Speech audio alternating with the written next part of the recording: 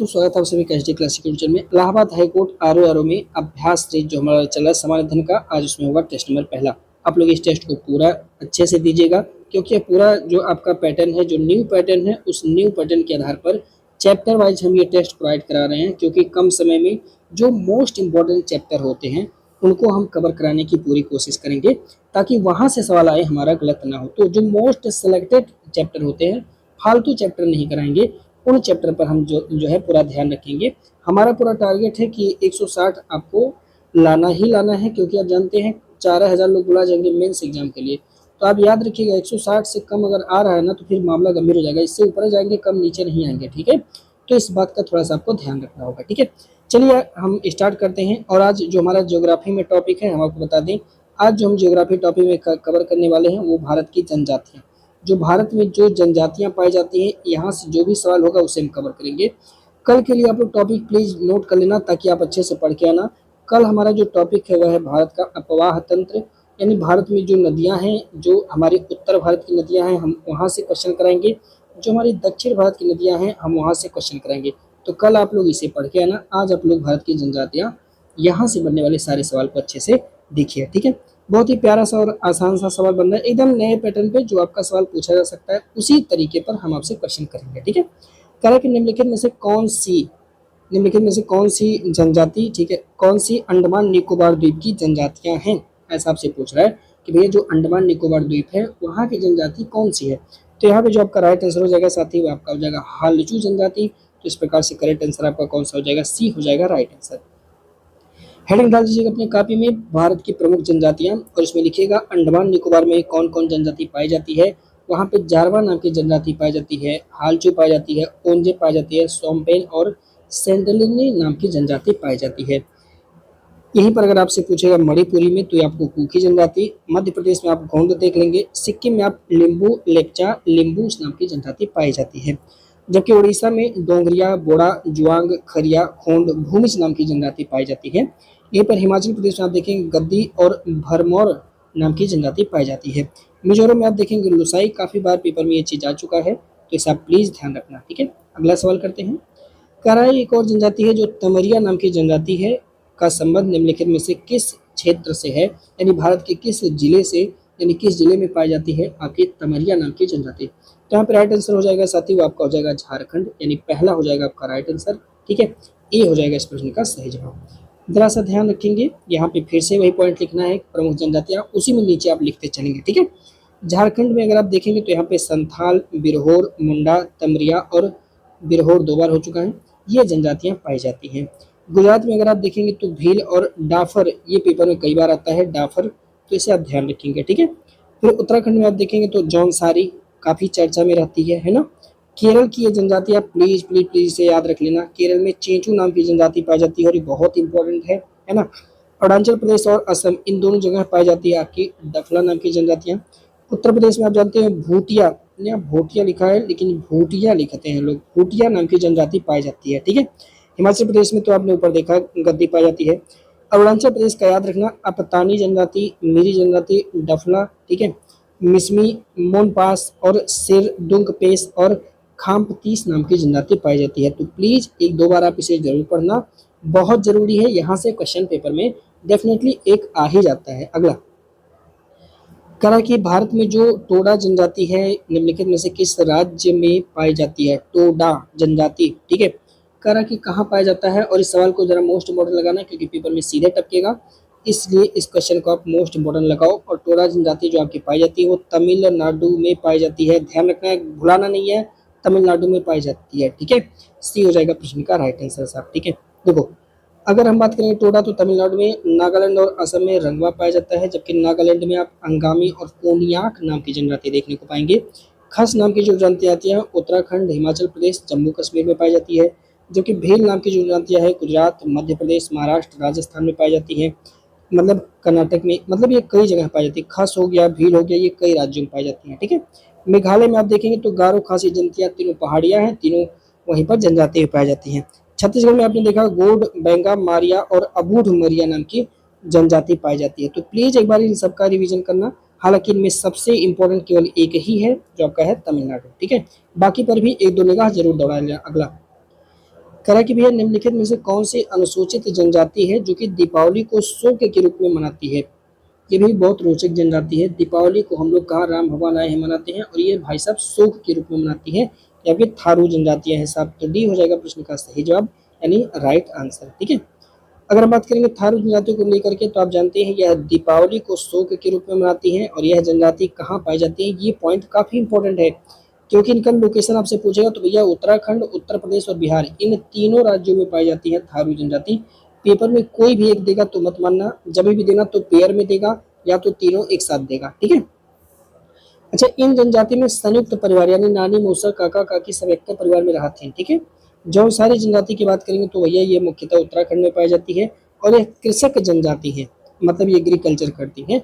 उत्तर प्रदेश में जो आप देखेंगे, तो अगर आप थोड़ा सा उत्तर प्रदेश का मैप, अगर आपको थोड़ा सा ध्यान होगा, ये मैं क्या बना रहा हूँ, हाँ सही बना रहा हूँ, तो उत्तर प्रदेश का मैप होगा, तो उत्तर प्रदेश के मैप में आप जानते हैं ऊपर का जो क्षेत्र है साथी, ये होगा आपका तराई का क्षेत्र। ठीक है। तो यहाँ पे तराई के क्षेत्र में आप देखेंगे तो यहाँ पे पाई जाती है कौन सी जनजाति, जौनसारी जनजाति। तो उत्तर प्रदेश में पाई जाती है। बाकी उत्तराखंड में तो पाया जाता है, उत्तराखंड हमारे सर पे है, आप सभी को पता है ना। यही से तो भारत को सॉरी यही से हमारा उत्तर प्रदेश अलग हुआ था। अच्छा, इनमें बहुपति विवाह है, यानी एक स्त्री कई लोग से विवाह कर सकती है, ऐसा प्रचलन है। हमारे यहाँ नहीं है पर वहाँ है। करा के निम्नलिखित में से कौन सी जनजाति धौलाधर श्रेणी में रहती है।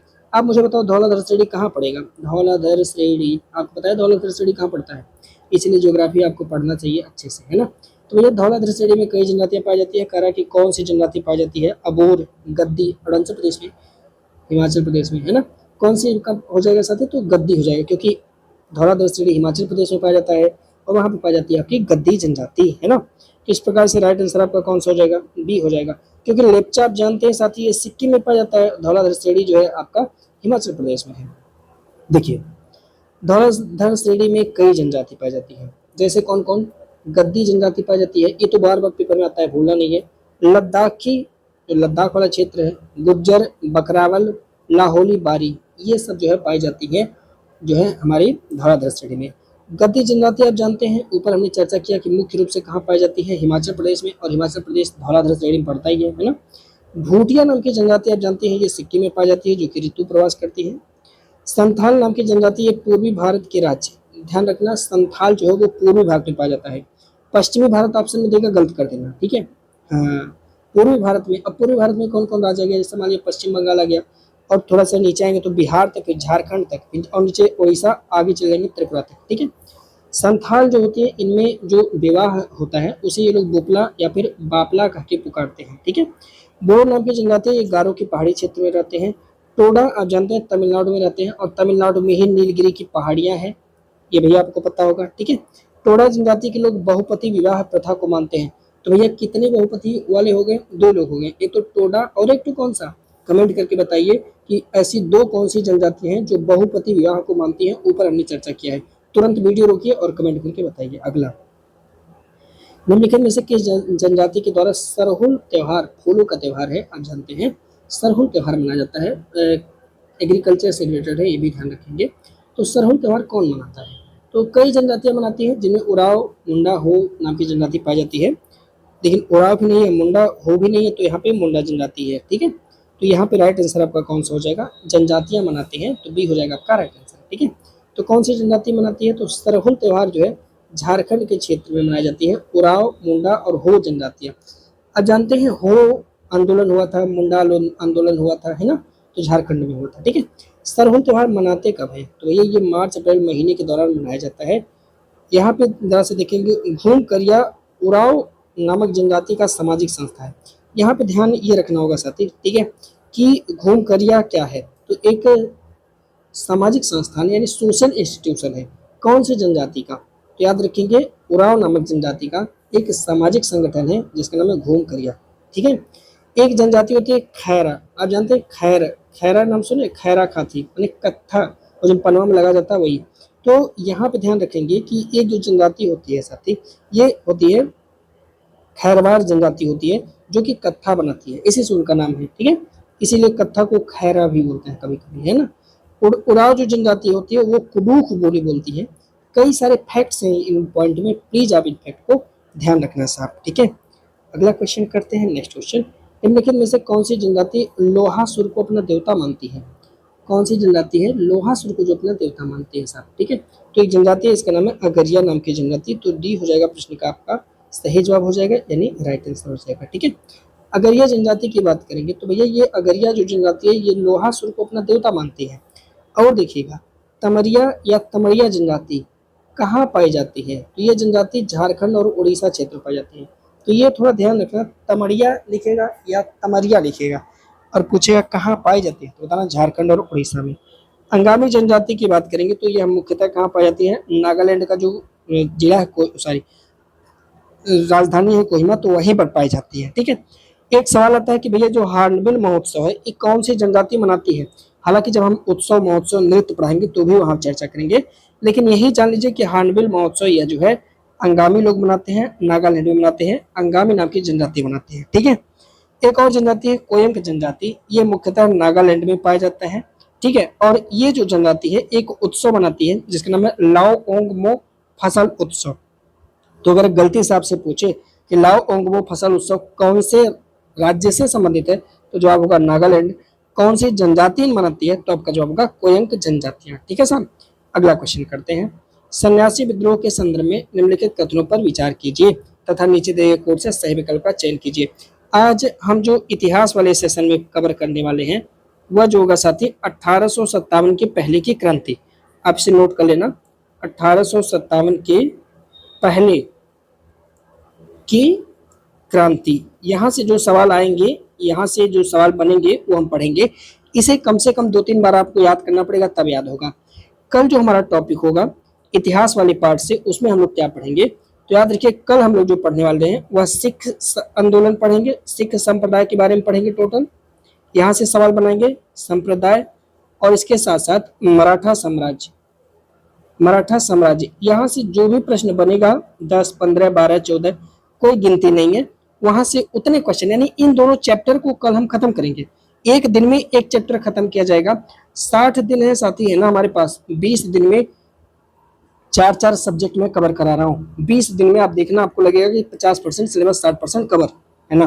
देखना आप, बस आप कंटिन्यू मेरे साथ बने रहना। और यार अब अगर अभी तक सब्सक्राइब नहीं किया तो यार रुक के जाना और तुरंत जो है आप सब्सक्राइब कर लेना और प्यार भरा कमेंट करना सेशन कैसा लग रहा है, ठीक है साहब। देखो क्वेश्चन ये कह रहा है कि आप देखो जो सन्यासी विद्रोह है इसके बारे में बताओ। जो ये विद्रोह है ना इसका उल्लेख किया है किसने, बंकिम चंद्र चट्टोपाध्याय ने। कहाँ पे किया है, अपनी एक उपन्यास है आनंद मठ, उसमें किया है। बात सही है। इस आंदोलन में मुसलमान शामिल नहीं होते हैं, ये वाला स्टेटमेंट आपका गलत है, क्योंकि जो सन्यासी विद्रोह है इसमें मुसलमान, हिंदू और महिला वर्ग भी शामिल होती है, ठीक है। तो इस प्रकार से करेक्ट आंसर आपका पहला हो जाएगा, यानी ए हो जाएगा प्रश्न का सही जवाब साहब, ठीक है साहब। देखिए सन्यासी विद्रोह दरअसल हुआ क्या, बंगाल में दुर्भिक्षी पड़ी। दुर्भिक्षी यानी प्लेग, एक प्रकार की बीमारी पड़ी, भूखमरी आप कह सकते हो, ठीक है।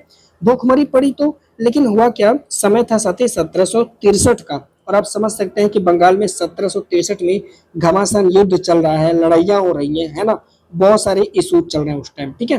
तो उसी टाइम वहाँ पे दुर्भिक्षी पड़ जाती है, जिस कारण से कुछ सन्यासी लोग जो है, अब जैसे मान लीजिए कि उत्तर प्रदेश में बहुत ज्यादा भूखमरी पड़े और राजा अपने यहाँ जो है अनाज का बोरा भरा रहे, तो जाहिर सी बात है लोग इसको लूटेंगे। ऐसा ही इन सन्यासियों ने किया था, ठीक है।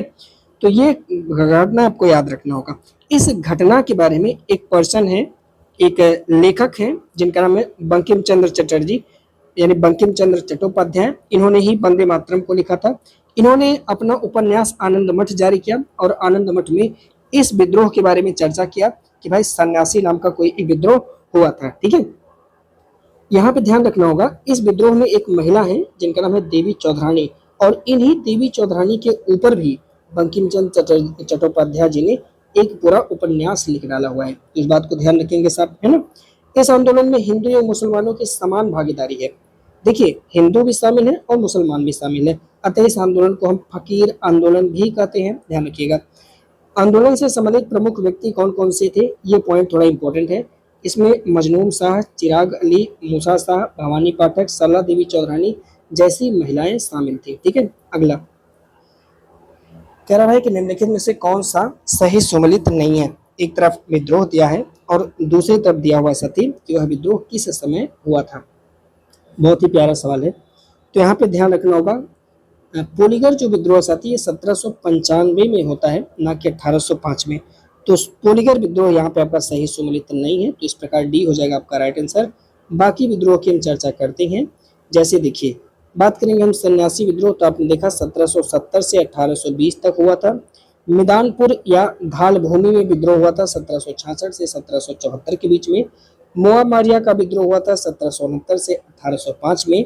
बिदनूर में घोंडिया का विद्रोह हुआ है 1799 से 1800 में। इसी तरह से गंजम और गुमसूरपुर में भी विद्रोह होता है 1800 में, और दोबारा होता है 1835 से 1837 में साथी। पलामू में आप देखेंगे पलामू विद्रोह, या जिसे आप चेर विद्रोह भी कह सकते हो, 1800 से 1802 में होता है। पोलीगर का विद्रोह आपको याद रखना होगा साथी, यह विद्रोह 1795 से 1805 के दौरान होता है। एक से दो बार आप इन विद्रोहों को पढ़ के जाना, क्योंकि पेपर में जब भी आएगा तो मैच करने के लिए आएगा, इधर से इधर ऐसे टंगरी मिलाना होगा आपको, है ना। तो वहां पे एक दो भी अगर आपके दिमाग में बैठ गया ना, तो वहां जाके पूरा का पूरा क्वेश्चन हल कर देगा, ध्यान रखना, है ना। ऑप्शन से आप हटाना सीख जाओगे, बस एक बार ध्यान से 2-3 बार इसको पढ़ बस लेना। अगला करा कि भैया निम्नलिखित में से कौन सा सही सुमेलित नहीं है। एक तरफ विद्रोह दिया है, दूसरी तरफ उसका समय दिया हुआ है, ठीक है। करा अहोम विद्रोह। अहोम विद्रोह 1828 में होता है, ना कि 1844 में। तो भैया ये होता है 1828 में अहोम विद्रोह। तो पहला विकल्प आपका गलत है, और आपसे यही पूछा कौन सही नहीं है, तो भैया पहला वाला ही सही नहीं है, ठीक है।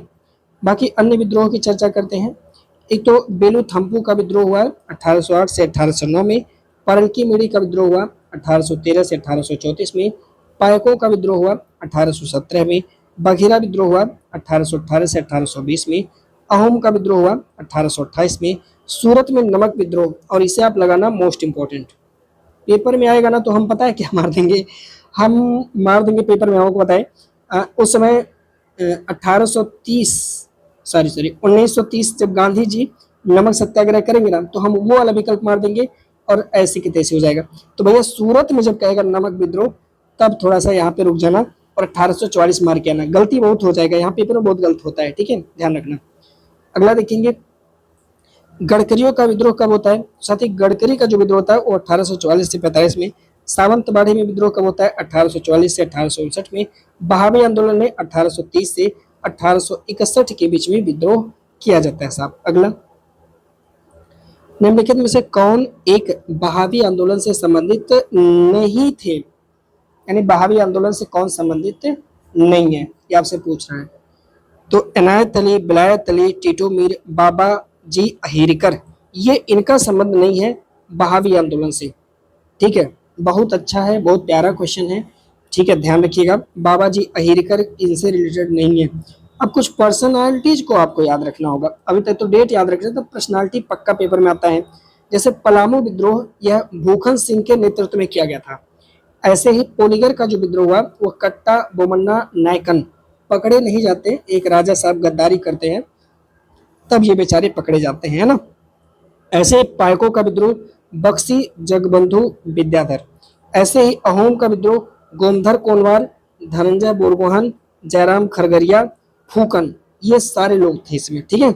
ऐसे ही गडकरी विद्रोह बाबाजी अहिरकर, इनके नेतृत्व में लड़ा गया, तो यहाँ ध्यान रखना होगा। बहावी आंदोलन के लोग आपसे पेपर में पूछे जाते हैं, तो सैयद अहमद बरेलवी साहब, इन्होंने ही इस आंदोलन की शुरुआत करी हुई है। इनायत अली, बिलायत अली, टीटू मीर और दूदू मियाँ भी इसमें शामिल है। तो प्लीज इन लोग का नाम आपको याद रखना होगा, आप लोग याद रख लेना, ठीक है। अगला करते हैं, करा कूका विद्रोह के बारे में निम्नलिखित में से कौन सा कथन सही है, कूका आंदोलन के बारे में, है ना। बहुत ही अच्छा क्वेश्चन है। देखिए, कूका आंदोलन करा कि इस आंदोलन की शुरुआत जवाहर मल भगत और उनके शिष्य थे बालक सिंह, पश्चिमी पंजाब में किया। अच्छा देखना, सवाल एक बार ये पूछ रहा था, कई बार पूछा है कि जो ये कूका विद्रोह है वो कौन से क्षेत्र में हुआ था, तो यहाँ पे लोकेशन याद रखना, पश्चिमी पंजाब, है ना, ध्यान रखना। कूका आंदोलन की अवधारणा थी स्वदेशी और असहयोग, क्योंकि इस आंदोलन के दौरान ये लोग कह रहे थे कि विदेशी वस्तुओं का बहिष्कार कर दो, अपने यहाँ से बनाई हुई वस्तुओं को पहनो। तो इसलिए कहा जाता है कि स्वदेशी और असहयोग, यानी अंग्रेजों की मदद भी ना लो, हेल्प भी ना लो, जो भी करना है अपने यहाँ जो भी काम हो रहा है उसी से करो। तो ये आंदोलन पूरी तरह से गांधी जी का जो अभी आंदोलन आएगा 1930 वाला स्वदेशी और बहिष्कार वाला, तो उस पर चर्चा करेंगे। कई आंदोलन ऐसे हुए हैं, ठीक है, जैसे 1906-7 का भी आंदोलन ही स्वदेशी वाले बेस पर आधारित था, ठीक है, आगे चल के उसकी चर्चा करेंगे। पर अभी कोका विद्रोह में याद रखना ये भी पूरी तरह से स्वदेशी और असहयोग पर ही बेस्ड है, आधारित है, ठीक है साहब। दोनों विकल्प आपके हो जाएंगे राइट आंसर, सी हो जाएगा सही जवाब। रट लेना इसको, ये बहुत इंपॉर्टेंट है, कोका विद्रोह है ना। ये विद्रोह 1840 से 72 के दौरान हुआ था। इस आंदोलन की शुरुआत जवाहर मल भगत और इनके शिष्य है बालक सिंह, इन्होंने पश्चिमी पंजाब में किया था। आंदोलनकर्ताओं ने हाथ से बने कपड़ों को पहनने की वकालत की थी और साथ साथ में अंग्रेजी नियम, उनकी शिक्षा, उनके प्रोडक्ट को बहिष्कृत करने का आह्वान किया था। समझ रहे बात को। इस आंदोलन की अवधारणा इसीलिए कहा जाता है कि स्वदेशी एवं असहयोग पर बेस्ड है। 1872 में कोका विद्रोह के नेता हैं जिनका नाम है राम सिंह, या कहीं कहीं संत राम सिंह बोल देते हैं, ठीक है, या गुरु राम सिंह भी बोल देते हैं। इनको रंगून भेज दिया गया था साहब, वहां पर जाकर के 1885 में इनकी क्या होती है, मृत्यु हो जाती है, ठीक है साहब। अगला, निम्नलिखित में से कौन सा एक सही सुमेलित नहीं है, फोकस करना। एक तरफ विद्रोह दिया है और दूसरी तरफ दिया है उसका समय। तो यहाँ पे ध्यान रखना होगा जो फरायजी विद्रोह है साहब, ठीक है, फरायजी विद्रोह यह होता है 1838 से 1857 के दौरान। 1838 से फरायजी विद्रोह होता है साथी, 1838 से लगा करके आप देखेंगे 1857 तक ये चलता है फरायजी विद्रोह। तो इस तरह से डी आपका राइट आंसर नहीं है, डी हो जाएगा आपका राइट आंसर, यही आपका सही सुमेलित नहीं है, ठीक है। देखिए कुछ आंदोलन इस पर आइए चर्चा करते हैं, जैसे नायक विद्रोह 1806 से 1816 तक, कित्तूर विद्रोह 1824 तक, कोली विद्रोह 1824 तक मैंने हुआ था, नारकेल बेरिया का विद्रोह 1782 से 1831 तक, पागलपंथी विद्रोह 1825 से 1850 तक, फराजी विद्रोह 1838 से 1857 तक, मुबला विद्रोह 1836 से 1854 तक, पहाड़ी विद्रोह 1778 से में हुआ था, कोल विद्रोह 1831, हो और मुंडा, आप जानते हैं बिरसा मुंडा के नेतृत्व में यह आंदोलन होता है, ठीक है। तो ये हुआ था पहली बार तो 1820 से 27 तक, फिर 31 से 1837 तक चला था। प्लीज आप एक दो बार इसको पढ़ लेना, कई डायरेक्ट पूछे जाएंगे, जैसे पागलपंथी, फरायजी, मोपला, ये लोग हैं जो डायरेक्ट पेपर में आते हैं साहब, है ना। कोल भी डायरेक्ट पेपर में आता रहता है, तो प्लीज एक बार ध्यान रखना, एक बार में याद नहीं होता, 2-3 बार पढ़ना पड़ेगा। बात करेंगे चक्र बिसोई, कारण यह जो है वो किस आंदोलन से संबंधित है। एक पर्सन है चक्र बिसोई, कौन से आंदोलन से संबंधित है, तो याद रखेंगे यह खोंड विद्रोह से संबंधित है। जवाब होगा आपका सी इस प्रश्न का राइट आंसर साहब, ठीक है साहब। देखिए हम लोग बात करेंगे थोड़ा सा पहाड़िया विद्रोह को लेकर के, तो पहाड़िया विद्रोह हुआ था 1778 में। इसी तरह से चुआर विद्रोह हुआ था जिसमें श्याम गंजम, गंजन एक गंजम होना चाहिए, दुर्जन सिंह और माधव सिंह यहाँ पे शामिल है। कोल विद्रोह का आप याद रखिएगा बुद्धो भगत के नेतृत्व में होता है, हो और मुंडा बिरसा मुंडा करते हैं। संथाल वाला याद रखिएगा सिद्धू और कन्हू नामक व्यक्ति करते हैं। खोंड विद्रोह का संबंध चक्र बिश्नोई से है या चक्र बिसोई से है, ध्यान रखिएगा, ठीक है साहब। अगला करते हैं कोका आंदोलन, इस आंदोलन को लगाइए मोस्ट इंपॉर्टेंट क्योंकि ये आपसे पूछा जाएगा। ऊपर हमने चर्चा भी किया किसके द्वारा संगठित किया गया था, तो देखिए बाद में गुरु राम सिंह इसे संगठित करते हैं कोका आंदोलन को, है ना। बाद में गुरु राम सिंह के द्वारा इस आंदोलन को साथी संगठित किया जाता है, ठीक है। हालांकि स्टार्ट आप जानते हैं भगत जवाहर मल करते हैं, लेकिन बाद में संगठित करते हैं गुरु राम सिंह, ये वही गुरु राम सिंह है। यहाँ पे देखेंगे कहाँ पे हुआ था, ऊपर हमने चर्चा किया पंजाब में कब शुरू हुआ, 1840 के दशक में। भगत जवाहर मल और इनके चेला भगत जवाहर मल स्टार्ट करते हैं। भगत जवाहर मल को ही सियान साहब कहा जाता है, कई बार पेपर में आता है कि आंदोलन की शुरुआत कौन किया था, तो जवाब होता है सियान साहब, ठीक है। प्रारंभ में यह धार्मिक आंदोलन था जो कह रहा था कि यार सिख धर्म में बहुत बुराइयां हैं, उसको सही करो। बाद में ये पॉलिटिकल बन गया, राजनीतिक मुद्दा बन गया। जैसे इस समय आप देख रहे हैं कि यूट्यूब के कुछ टीचरों का कोचिंग बंद कर दिया गया है। तो अभी हम देख रहे थे हाल ही में जो भारतीय राष्ट्रीय कांग्रेस से, यानी कांग्रेस के जो इंडियन नेशनल कांग्रेस के जो लीडर हैं वो आए हुए थे और वो कोचिंग के जो ऑनर हैं उनके पक्ष में बोल रहे थे। तो इसका मतलब कि पहले तो वो विद्यार्थियों के लिए लड़े जाने वाला आंदोलन था, पर वो धीरे धीरे कैसा हो गया, राजनीतिक रूप जो है धारण कर लिया, ऐसे ही, ठीक है। अब देखेंगे फिर बाद में जब ये राजनीतिक आंदोलन में कन्वर्ट होता है तो गुरु राम सिंह उसके कमान संभाल लेते हैं। इन्हें जो है 1872 में गिरफ्तार किया जाता है, रंगून जेल भेज दिया जाता है, जहां पे जाके 1885 में इनकी मृत्यु हो जाती है साहब, ठीक है। अगला क्वेश्चन करेंगे। अगला जो हमारा सेशन है, पार्ट है, वह साथ ही भारतीय संविधान से है। भारतीय संविधान में आज जो हम लोग कवर करने वाले हैं वह है संविधान की भाग जो 22 भाग है संविधान के वहाँ से क्वेश्चन कवर करेंगे, और जो संविधान की अनुसूचियाँ हैं साथी वहाँ से जो क्वेश्चन बनेंगे उसको कवर करेंगे।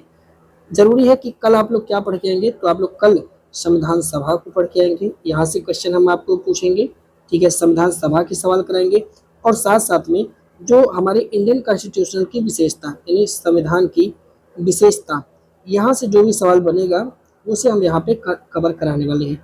तो कल का सेशन काफ़ी बड़ा होने वाला है, तो इस पॉइंट को थोड़ा सा साहब आप लोग ध्यान रखना, ठीक है साहब। देखिए कह रहा है कि निम्नलिखित में से कौन सा एक जो भारतीय संविधान का भाग है जिनमें संघ राज्य क्षेत्र यानी यूनियन टेरिटरी यानी जिसे आप केंद्र शासित प्रदेश बोलते हो, ये क्वेश्चन बहुत कंफ्यूजन में आता है, केंद्र शासित प्रदेश, ठीक है, इसके बारे में उपबंध कहाँ दिया गया है। तो भैया ये क्वेश्चन बहुत बार पेपर में आता है और आपसे गलती करा के चला जाता है, तो भैया ध्यान रखना, क्या क्या ध्यान रखना है, 5, 6, 7, 8 क्या ध्यान रखेंगे एक साथ, एक साथ ध्यान रखेंगे, भाग 5, भाग 6, भाग 7, भाग 8।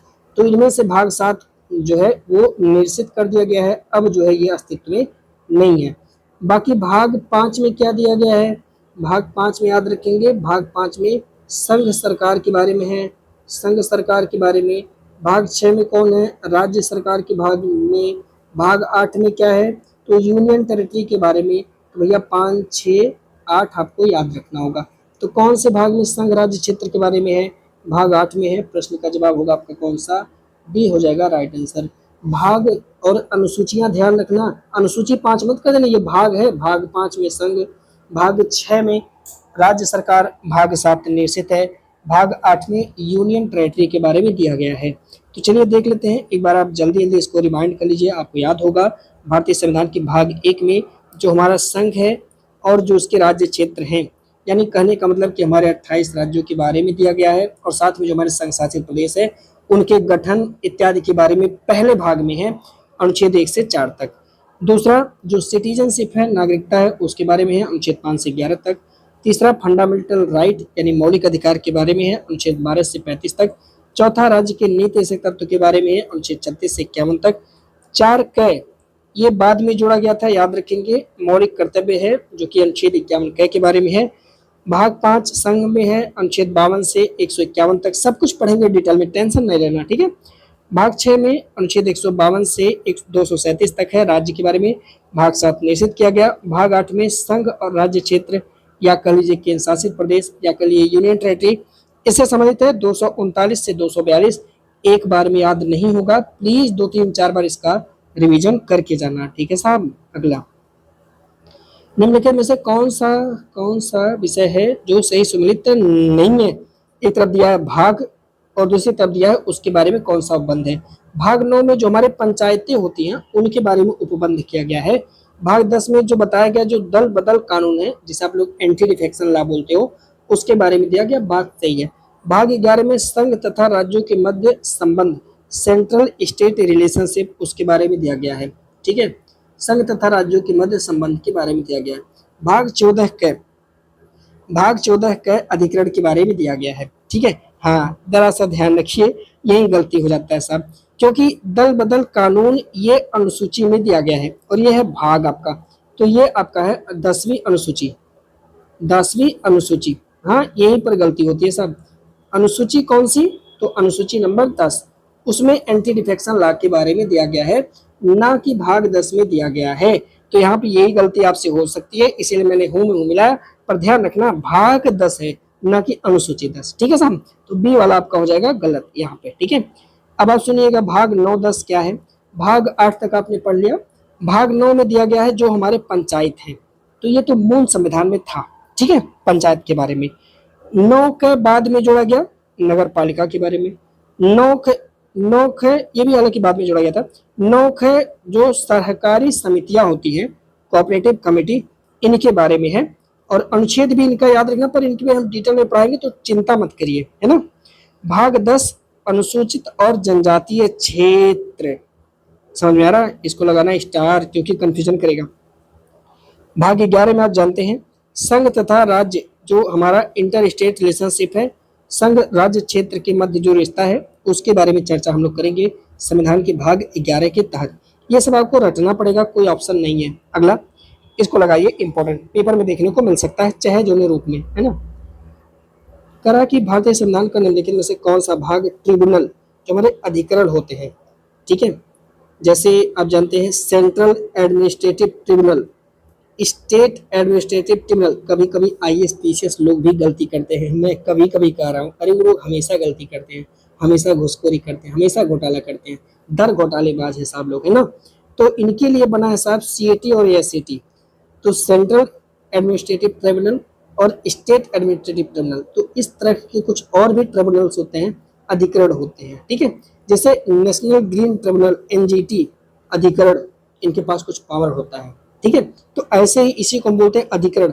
इनके बारे में उपबंध कहाँ पे दिया गया है ये आपसे पूछ रहा है। तो हमारे भारतीय संविधान का जब आप 14 का पढ़ेंगे तो वहाँ पे जितने ट्रिब्यूनल हैं इन सब के बारे में जानकारी मिल जाएगा। तो भैया इनके क्या विशेषाधिकार हैं और ये सब जानकारी, ठीक है। तो ये हो जाएगा प्रश्न का आपका राइट आंसर। ध्यान रखना, इसके बारे में चर्चा होगी, तनाव नहीं लेना। अगला, संविधान के कुछ और भाग 11 तक हमने पढ़ लिया था, 12 से पढ़ना। 12 में दिया गया भैया जो वित्त है या संपत्ति है, जो टेंडर होंगे, इन सब के बारे में उपबंध है 264 से 230 तक।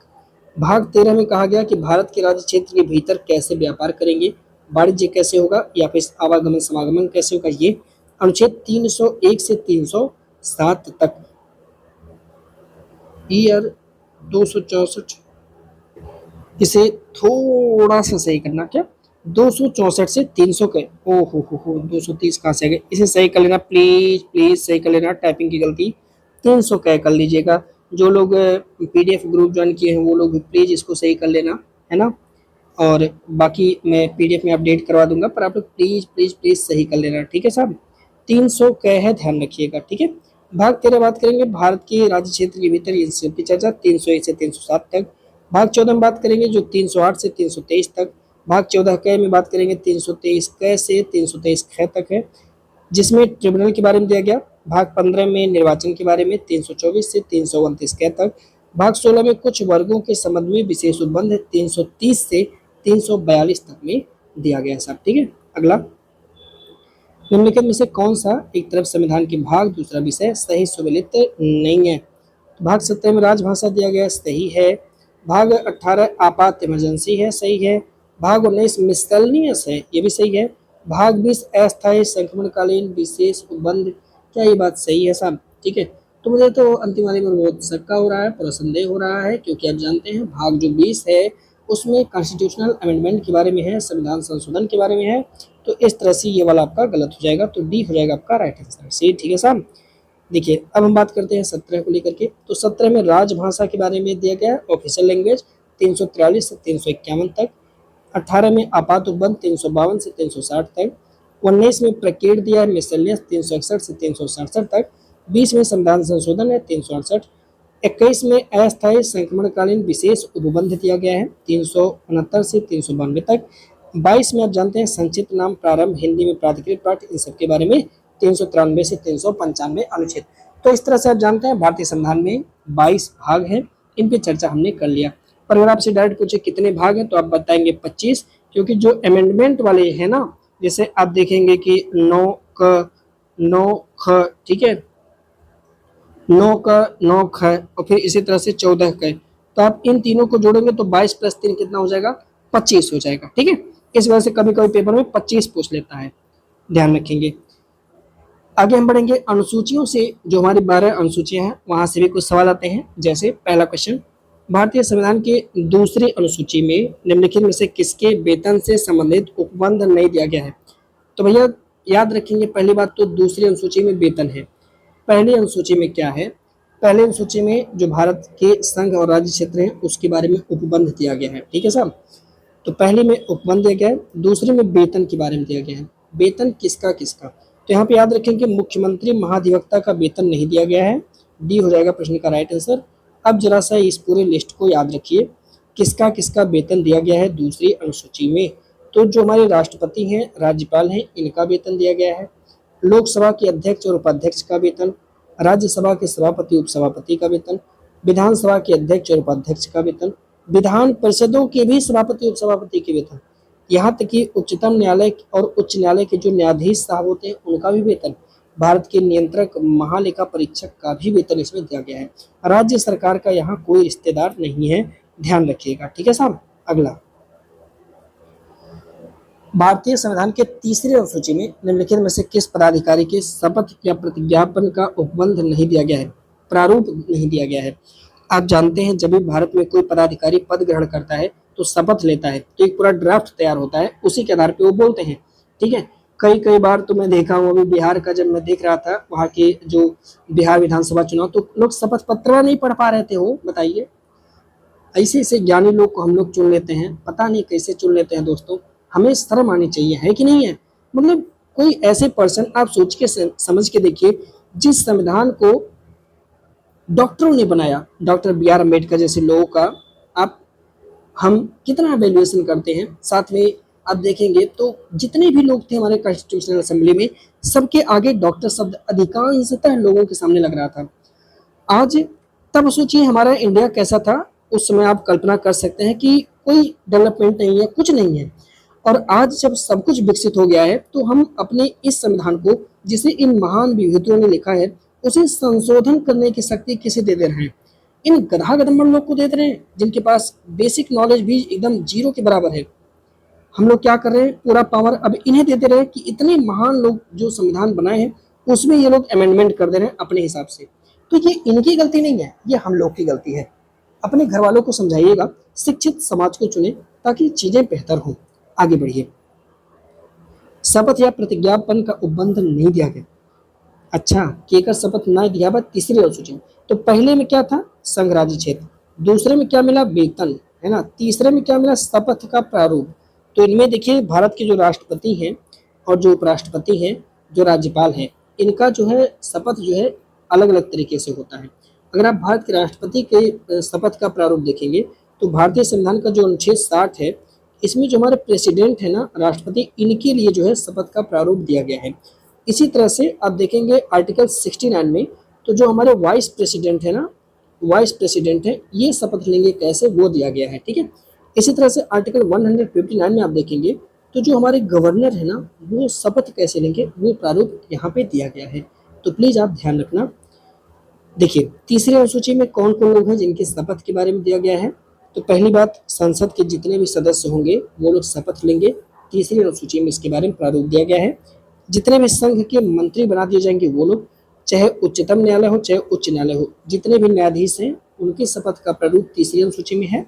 राज्य का विधानमंडल, ध्यान रखिएगा, इनके जितने सदस्य होंगे, मंत्री होंगे, चाहे योगी जी भाई चाहे जय भाई, सब जो है तीसरी अनुसूची में जो ड्राफ्ट है उसी के अकॉर्डिंग शपथ लेंगे। नियंत्रक और महालेखा परीक्षक भी उसी के अकॉर्डिंग लेंगे। लेकिन जो राष्ट्रपति जी हैं वो अनुच्छेद 60 में जो प्रारूप दिया उसके अनुसार लेंगे। उपराष्ट्रपति अनुच्छेद 69 के अनुसार लेंगे जो शपथ दिया गया। राज्यों में जो राज्यपाल होंगे वो अनुच्छेद 159 में जो प्रारूप बनाया गया है उनके लिए, उसके अनुसार शपथ लेंगे। ठीक है साहब। भारतीय संविधान के निम्नलिखित में से किस अनुसूची में अनुसूचित क्षेत्रों और अनुसूचित जनजातियों के दोनों, देखिए अनुसूचित जाति, अनुसूचित क्षेत्र और अनुसूचित जनजातियों के प्रशासन, अनुसूचित जाति होना चाहिए, और अनुसूचित जनजाति के प्रशासन व नियंत्रण से संबंधित उपबंध दिया गया है। अच्छा क्वेश्चन। पांचवा और छठवां समझना है, दोनों को ध्यान रखिएगा। 3 तक आपने पढ़ लिया, 4 में क्या दिया गया है इसको समझते हैं। फिलहाल में इस प्रश्न का राइट आंसर आपका हो जाएगा 5वां। अब थोड़ा सा चौथी अनुसूची समझिएगा। चौथी अनुसूची जो है साथी, इसमें दिया गया है कि जो राज्यसभा होगा उसमें सीटों का आवंटन कैसे होगा। ठीक है, मतलब कि एक राज्य से कितने लोग आएंगे। तो ये जो उपबंध दिया गया है राज्यसभा के प्रतिनिधियों को लेकर के, कि राज्यसभा में जो प्रतिनिधित्व होगा वो कैसे होगा, वो चौथी अनुसूची में दिया गया है। ठीक है, कैसे कैसा होगा ऐसे। ठीक है, जब हम राज्यसभा पढ़ाएंगे तो उसमें क्लियर हो जाएगा। 5वीं अनुसूची की बात करेंगे तो इसमें अनुसूचित क्षेत्रों और अनुसूचित जनजाति दोनों लोग, अनुसूचित जाति और अनुसूचित जनजाति, इन दोनों के प्रशासन और नियंत्रण के बारे में है। जबकि छठी अनुसूची में असम में, मेघालय में, त्रिपुरा में और मिजोरम में, ठीक है, तो एएम और टीएम, असम मेघालय त्रिपुरा मिजोरम, तो एएम टीएम, असम मेघालय त्रिपुरा मिजोरम, असम मेघालय त्रिपुरा मिजोरम, इसके जो जनजातीय क्षेत्र हैं इसके एडमिनिस्ट्रेशन के बारे में उपबंध दिया गया है इन क्षेत्रों के, है ना। 7वीं अनुसूची में कहा गया है भैया कि देखो शक्तियों का बंटवारा किया जाएगा, कुछ शक्ति केंद्र को होगा, कुछ शक्ति राज्य को होगा। तो भैया शक्तियों के मध्य विभाजन ये 7वीं अनुसूची के अकॉर्डिंग किया जाता है और इसी के अकॉर्डिंग संघ सूची, राज्य सूची, समवर्ती सूची बनी है। आगे चल के जब आपको केंद्र सेंट्रल स्टेट रिलेशन पढ़ाएंगे तो वहां पे ये तीनों के बारे में विस्तार से चर्चा करेंगे, ठीक है साहब। अगला, निम्नलिखित में से कौन सा सही सुमेलित है? सही 8वीं अनुसूची में भाषा दिया है, सही है। 10वीं अनुसूची में यह बार सही दिया है। 11वीं अनुसूची में पंचायत के शक्ति और प्राधिकार, यह भी सही है, तीनों सही है। सी आंसर हो जाएगा आपका प्रश्न का सही जवाब यानी राइट आंसर। देखिए भारतीय संविधान की अनुसूची की बात करेंगे तो 8वीं अनुसूची में भारतीय भाषाओं से संबंधित उपबंध है। मूल रूप से आप देखेंगे तो 8वीं अनुसूची में 14 भाषा था, बाद में 8 ठो और जोड़ दिया गया। कौन कौन? एक तो जोड़ा गया सबसे पहले सिंधी, कब? 1967 में, संशोधन 21वां। उसके बाद 3 ठो और जोड़ा गया, कौन कौन सा? कोंकणी, नेपाली, मणिपुरी, ठीक है। ये 3 जोड़ा गया, कब जोड़ा गया? 1992। कौन संशोधन? 71। फिर 4 जोड़ा गया, संथाली, डोगरी, मैथिली और बोडो, कब? 2003 में। कौन सा अमेंडमेंट? 92। इसको थोड़ा याद कर लेना, तो पेपर में ये वाला पॉइंट आप ध्यान रखना, घुमा फिरा के पूछता है, ठीक है। अगला, भारतीय संविधान के निम्नलिखित में से किस अनुसूची को पहले संविधान संशोधन अधिनियम 1951 द्वारा जोड़ा गया था? हाँ ये सवाल बढ़िया है। तो 8 तक हो गया तो 9वां बचा है, तो भैया 9वें को जोड़ा गया था क्योंकि 8 अनुसूची था ही और इस समय 4 बाद में आ रहा है, तो भैया 9वीं अनुसूची को जोड़ा गया था पहली बार 1951 में संशोधन करके, नेहरू जी की सरकार थी तो 9वीं अनुसूची जोड़ा गया था। ऐसा क्या लिख दिया गया 9वीं अनुसूची में, जरा सा देखिएगा। प्रथम संविधान संशोधन किया गया 1951 में और 9वीं अनुसूची जोड़ा गया और इसमें कहा गया कि कुछ अधिनियम या कुछ विनियम का विधि मान्यीकरण। इसका मतलब ये है कि भैया देखो 9वीं अनुसूची को बना दिया गया एक ठो बक्सा और कह दिया गया क्या कि अगर कोई कानून, कोई भी बात अगर इस बक्से के अंदर जमा कर दिया गया, कोई भी लॉ, कोई भी विधि, कुछ भी, चाहे वो फंडामेंटल राइट के अगेंस्ट ही क्यों ना हो, ठीक है, तो इसमें इसको लेकर के न्यायालय में चुनौती नहीं दी जा सकती है। कितना खतरनाक था, सोच के देखिए कितना खतरनाक बात है। इसीलिए बना था 9वीं अनुसूची। इसके पीछे कई सारे रीजन है साथी, उतना डेप्थ में हमें आपको चलने की जरूरत नहीं है। अगर आप कभी यूपीएससी या पीसीएस लेवल की तैयारी करेंगे तो उस पर चर्चा हो सकती है, पर अभी इस मामले में तो नहीं हो सकती, ठीक है। एक केस है 2007 का किहोतो होलोहन मामला। इसमें कहा गया कि भैया जो संसद है ना वो 9वीं अनुसूची में विधि विशेष को प्रविष्ट कर सकता है, यानी कोई भी बात उसके अंदर डाल सकता है, लेकिन उसकी न्यायिक समीक्षा की जा सकती है। न्यायिक समीक्षा का मतलब न्यायपालिका उसको चेक कर सकता है, ध्यान रखना, ठीक है। चुनौती नहीं दी जा सकती पर न्यायिक समीक्षा हो जाएगी। अगला, भारतीय संविधान के निम्नलिखित में से किस अनुसूची के तहत पंचायतों को शक्तियां और प्राधिकार दी गई हैं? पंचायत, आपको याद आ रहा है कुछ? पंचायतों को शक्तियां और प्राधिकार कौन सी अनुसूची के तहत मिलने वाला है? तो 9वीं तो होगा नहीं, 10वीं में तो दल बदल था, बचा क्या? आप कहोगे सर 11वीं। बिल्कुल सही है, डी हो जाएगा, सॉरी बी हो जाएगा आपका राइट आंसर, ठीक है साहब। देखिए हम बात कर रहे थे 10वीं, तो आप जानते हैं 10वीं जोड़ा गया संशोधन करके, कब? 52वां संशोधन किया गया, कब? 1985 में, तब 10वीं अनुसूची बना और ये दल बदल के आधार पे निर्भरता से संबंधित है। 11वीं अनुसूची कब बना? तो भैया ये 11वीं अनुसूची बाद में है और इसमें पंचायतों की शक्तियां, उनके प्राधिकार के बारे में उपबंध दिया गया कि जो पंचायतें हैं वो कैसे काम करेंगे। कुल 29 विषय दिया गया, ग्राम पंचायत, जिला पंचायत और जो हमारे न्याय पंचायत होती है इन सबको, ठीक है। गांव स्तर पे ग्राम पंचायत, जिला स्तर पे जिला पंचायत, ठीक है, और एक होता है पंचायत समिति। उन तीनों को दिया गया ये पावर 29 विषय, ठीक है। और इसे 73वां अमेंडमेंट करके जोड़ा गया था 1992 में। ये क्वेश्चन बार बार आता है कि भैया कब जोड़ा गया, कौन सा अमेंडमेंट किया गया, तो ये बताना बार बार। 12वीं अनुसूची में जो हमारी नगर पालिका होती है ना, उनको जो पावर दिया गया उससे रिलेटेड पॉइंट इसमें जोड़े गए। कुल 18 विषय दिया गया और इसे 74वें अमेंडमेंट के द्वारा 1992 में ही जोड़ा गया था साहब। तो ये थे हमारे संविधान की अनुसूचियां और भाग, एक बार आप रिवीजन कर लेना, काम आपका बन जाएगा। अर्थव्यवस्था में आज बहुत ही छोटा टॉपिक हमने चुना, भारतीय अर्थव्यवस्था के जो सामान्य प्रारूप हैं वहां से क्वेश्चन कैसे कैसे आते हैं। ठीक है, तो आप जानते हैं कि अर्थव्यवस्था के 3 प्रकार होते हैं। अगर आप किसी भी देश की अर्थव्यवस्था की बात करते हैं तो 3 प्रकार का होता है। जैसे एक तो आप जानते हैं जिसे हम लोग बाजार अर्थव्यवस्था बोलते हैं, जिसे आप पूंजीवाद बोलते हो, तो ये होता है आपका बाजार अर्थव्यवस्था साथी, है ना। और एक होता है समाजवादी कह सकते हैं, या फिर सामंतवादी कह सकते हैं, या फिर आप गैर बाजार अर्थव्यवस्था कह सकते हो। ठीक है, गैर बाजार अर्थव्यवस्था कह सकते हो। और एक अर्थव्यवस्था आपका होता है मिश्रित अर्थव्यवस्था होता है। तीनों का क्या मतलब है जरा सा देखना, ध्यान से समझने की कोशिश करना। मान लीजिए ये ए नाम का कोई व्यक्ति है बेचारा, है ना, और बी नाम की कोई व्यक्ति है, मतलब कई सारे व्यक्ति ऐसे रख लीजिए, सी नाम की भी कोई पर्टिकुलर व्यक्ति है, ऐसे। ठीक है, होता क्या है कि इनमें से ए और सी ये दोनों बहुत अमीर हैं, बहुत ज्यादा इनके पास पैसा है। ठीक है, तो कोई कंपनी है साथी, ये कंपनी बनाती है, यहाँ पे देखेंगे ये कंपनी बनाती है फॉर्च्यूनर बनाती है, और एक कंपनी है ऐसे मान के चलिए ये कंपनी है जो आपकी बाईसाइकिल बनाती है। ऐसे ही यहाँ पे डी नाम का व्यक्ति है, ई नाम का व्यक्ति है, एफ नाम का, ये लोग गरीब है। ये लोग क्या है, गरीब है साथी। ठीक है, पर ये लोग बाईसाइकिल को खरीद नहीं पाएंगे क्योंकि इनका जो क्रय शक्ति है ना, इनका जो परचेजिंग पावर है ना किसी भी प्रोडक्ट को खरीदने की, वो बहुत कम है। इतना कम है कि ये लोग बाईसाइकिल नहीं खरीद पा रहे बेचारे। पर इस मार्केट में क्या ना, मार्केट में हमें बाईसाइकिल दिख ही नहीं रही है। मार्केट में क्या दिख रहा है, फॉर्च्यूनर दिख रहा है। इसका मतलब साफ साफ है, एक ऐसी अर्थव्यवस्था जहाँ पे जो बाजार होती है ना साथी, वो हमारी ज़रूरत के हिसाब से नहीं चलती है, अपने हिसाब से चलती है, अपने फायदे के हिसाब से चलती है। जिसमें उनको फायदा होगा वो वही काम करेंगे। ऐसी अर्थव्यवस्था को हम कैपिटलिस्टिक इकोनॉमी, पूंजीवादी अर्थव्यवस्था बोलते हैं। उदाहरण के लिए समझिए, जैसे आपको याद होगा पहले हम लोग रिचार्ज कराते थे कितने रुपए का, 21 रुपए का। क्या अभी भी आप 21 रुपए की रिचार्ज करा रहे हो? नहीं। अब कितने का रिचार्ज आप करा रहे हो? तो आप मिनिमम जो है साथी वो कम से कम 200 प्लस का आप रिचार्ज करा रहे हो, उससे कम का कोई रिचार्ज है ही नहीं, है ना। तो अब क्या हुआ, ऐसा क्यों हुआ?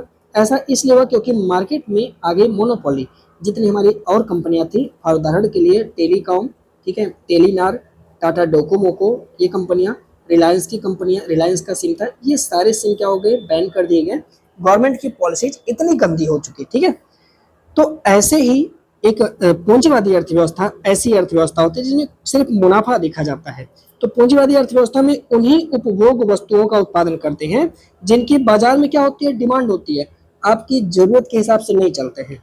आपकी जरूरत है, कोई मतलब नहीं।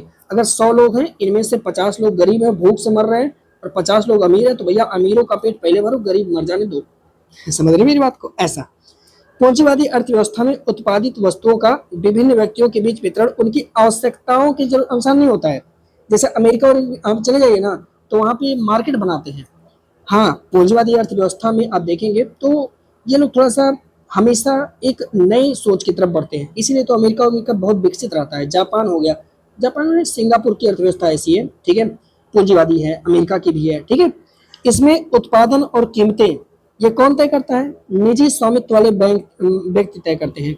जैसे अभी देखिए सिम में रिचार्ज बढ़ाने का दाम आजकल सरकार नहीं कर रही है।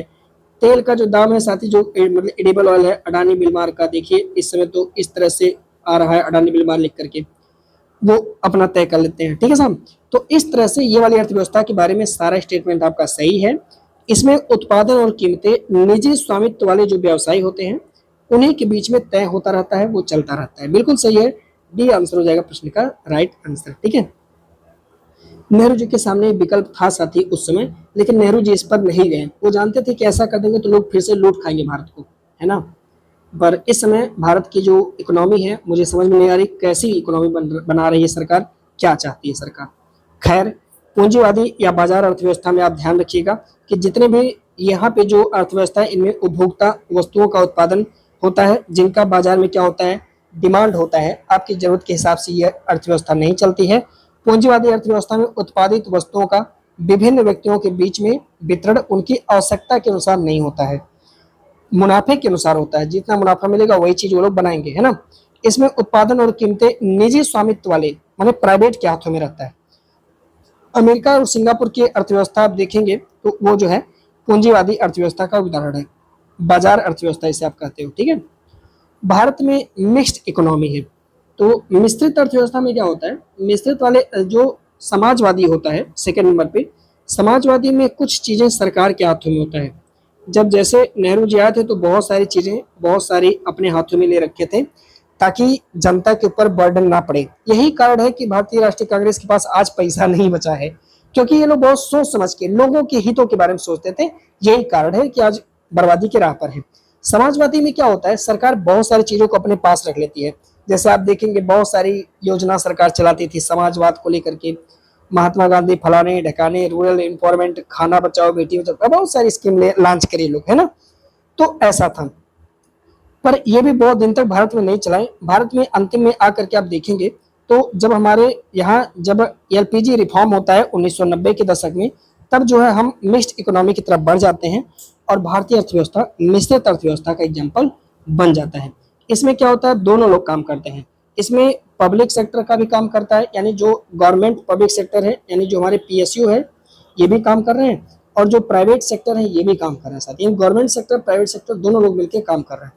मोदी जी जब से आए हैं तो वो प्राइवेट सेक्टर को सारी चीज़ें ज़्यादा दे रहे हैं, इसलिए काफ़ी दिक्कतें हमें भविष्य में देखने को मिल सकती हैं। क्योंकि जब आप प्राइवेटाइजेशन कर देंगे तो जाहिर सी बात है कि इसके प्राइस जो है साथी वो कॉरपोरेट तय करेगा, और जब प्राइस कॉरपोरेट तय करेगा तो आपका खून चूसेगा, like East India Company, act like East India Company, है ना। तो कुछ सेक्टर को गवर्नमेंट को नहीं देना चाहिए, लेकिन क्या करें, जो अधिकारी हैं वो भी तो करप्ट हैं, तो बस दिक्कत इसी बात का है ना। बाकी मिश्रित अर्थव्यवस्था में आपने देख लिया, इसमें प्राइवेट और सरकार दोनों लोग मिलकर काम कर रहे हैं। जैसे इसमें आप रेलवे में देखेंगे स्टेशन को बनाने का काम प्राइवेट को दिया जा रहा है तो स्टेशन चमक रही है, जबकि अन्य चीज़ें जो है वो गवर्नमेंट के हाथ में तो अभी भी वो जो है धुंधली रहती है। जैसे आप देखते हैं रेलवे के डिब्बों में अगर आप वॉशरूम गलती से चले जाइए तो आपका क्या हालत होगा, आप समझ सकते हैं। करा कि भैया जो अल्प विकसित अर्थव्यवस्था होती है, जैसे भारतीय अर्थव्यवस्था अभी भी अल्प विकसित अर्थव्यवस्था है, जो कि मोदी जी कहते हैं हम जापान को पीछे छोड़ दिए थे, पर जापान फिर से हमसे कई गुना आगे चला गया, तो अब कोई नहीं कह रहा है।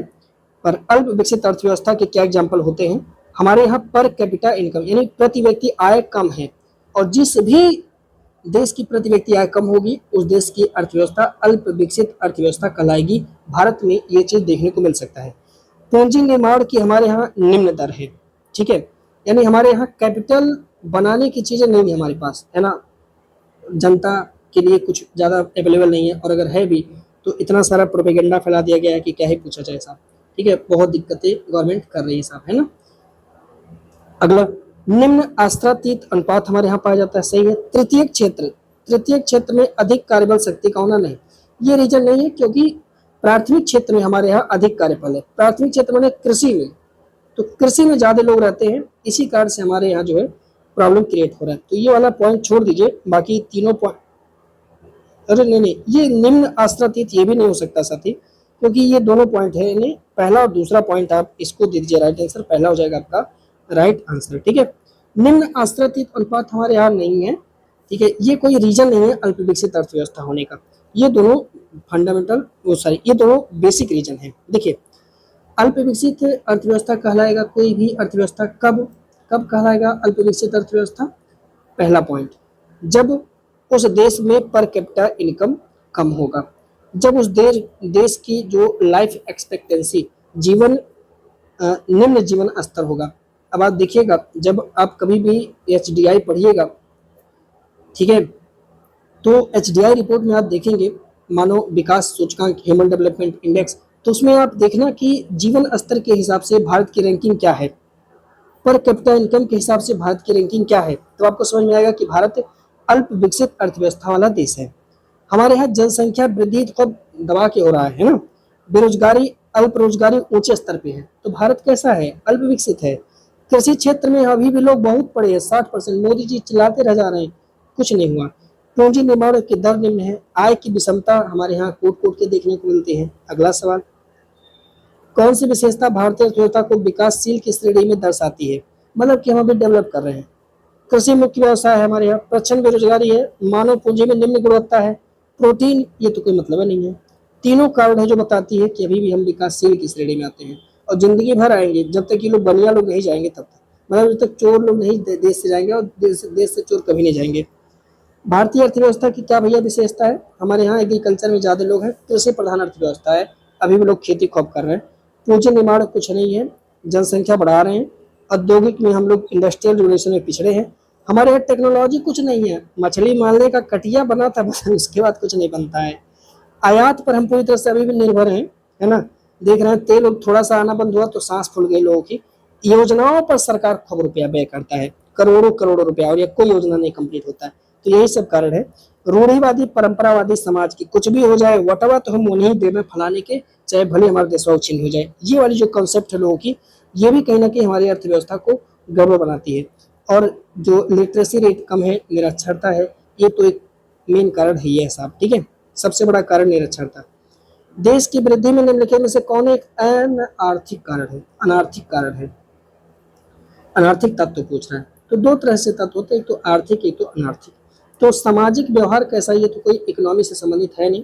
तो इस प्रकार से राइट आंसर आपका कौन सा हो जाएगा? ये सोचने वाला सवाल था, जवाब दिया जा सकता है। आर्थिक तत्व में जो नेचुरल रिसोर्सेज होते हैं, जैसे कोयला, पेड़ और भी चीजें, मिनरल्स, ये सब आ जाती हैं। श्रम शक्ति जो हमारे यहाँ लेबर पावर है, ये भी काफी इंपॉर्टेंट है। लेकिन हाँ, अभी जो आप देखेंगे तो जो अभी PLMS जो रिपोर्ट आया साथी, उसमें महिलाओं की लेबर शक्ति कम हो रही है, महिलाएं अब काम नहीं करना चाहती। क्यों?